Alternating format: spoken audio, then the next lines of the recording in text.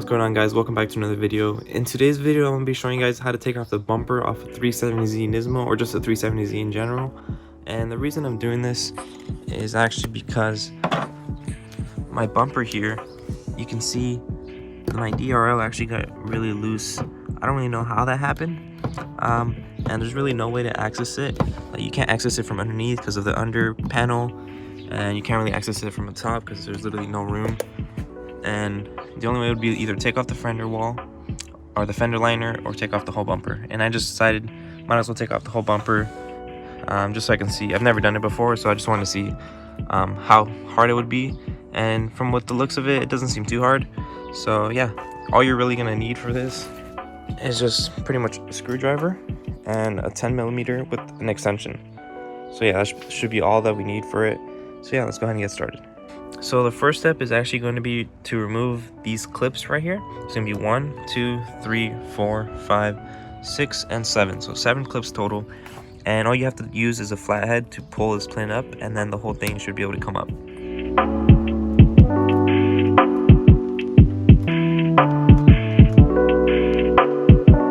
So for this next step, you're going to have to actually turn the wheels to either one side or the other in order to access the clip that's in the fender liner. So you're going to have to turn it to one side, do that clip, then turn it to the other side and do the other clip, and the 10mm that's on each side, which I'll get to right now. So yeah, we're going to go ahead and turn it to one side.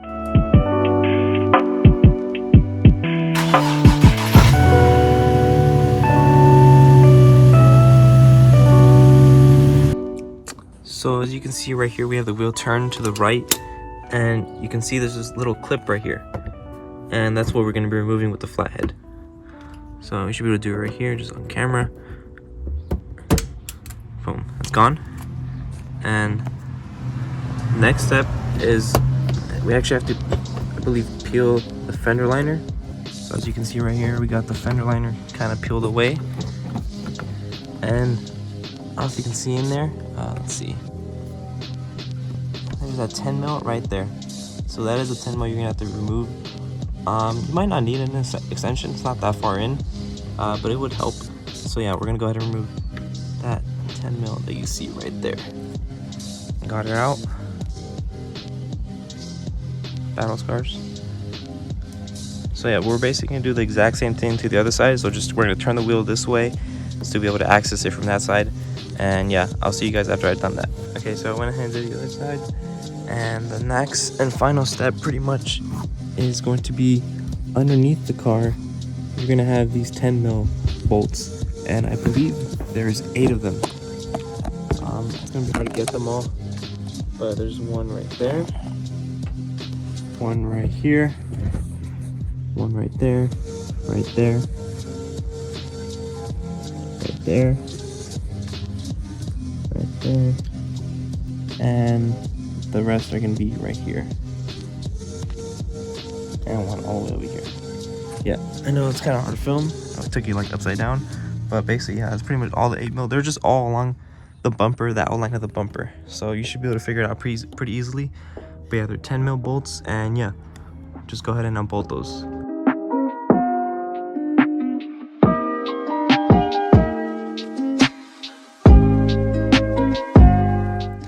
So now that we have all these clips off, we have the side clips off and the 10mm on each side off, and all the bolts underneath, it should be able to come off easily.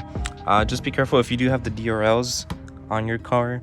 Just be careful when pulling it out, because these are still going to be connected by the cable, so you're going to have to disconnect it once you pull it out slightly. So once you've pulled it out a bit, you're going to gain access to the DRLs right there, and all you're going to have to do is just press down with the hand. It's a little hard, I'm gonna have to use 2 hands, but there's just a little clip you press on and pull it, just disconnect it, and it's probably gonna be on both sides. So the right side clip is actually right here. It's pretty close to the bumper, and on the left side it's actually way deeper towards the back right here.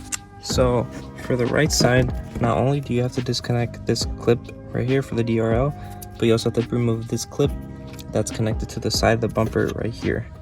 In order to do that, just use pliers to squeeze this side of it, and then you should be able to pull out pretty easily. So I got that right side DRL disconnected, And one thing I actually noticed is, I guess you do have to take out the clips. There's 2 clips. You can see that one right there, the same one that you use the flathead to take out. There's one on each side. They're kind of like on the corners, and there's one right there as well. So I guess you have to take those out as well in order to remove the bumper. So I'll remove those as well. Also, if you have it to hook like me, make sure to remove it. I was trying to pull it out right now, and I was getting stuck on there, and I didn't realize this was in the way. So yeah, just go ahead and remove these if you have one of these. So same goes for this side. The clip is right there, and then you also have to remove the bracket of this from this hole right here. But yeah, once you do that, everything should be good, and the bumper should come right off. Everything's disconnected. This is the first time seeing my car without the bumper on. Looks pretty crazy. Although you still have all these like fender liner and just the under shroud, but still looks pretty sick. And this is like styrofoam or something. But yeah, that's pretty much everything you need to know. Now I just got diagnosed why my DRL is loose, and I can already see why this is supposed to be connected. Should be a pretty easy fix. But yeah, that's pretty much everything on how to take your 370Z bumper off. I hope you guys enjoyed, and I hope I wasn't too bad at explaining things. It's not too complicated, just the 7 clips on top, 8 bolts underneath, fender liner, 10 mil and bolts on both sides, and the 2 clips underneath as well that I kind of forgot about. But yeah, hope you guys enjoyed. I hope this helps if you guys need to diagnose an issue that's underneath the bumper, or it also gives you access to the headlights if you're going to change your headlights or customize them or something. But yeah, I hope you guys enjoyed, and I'll catch you guys in the next one. Please leave a like and comment down below, and I'll get back to you. Peace out.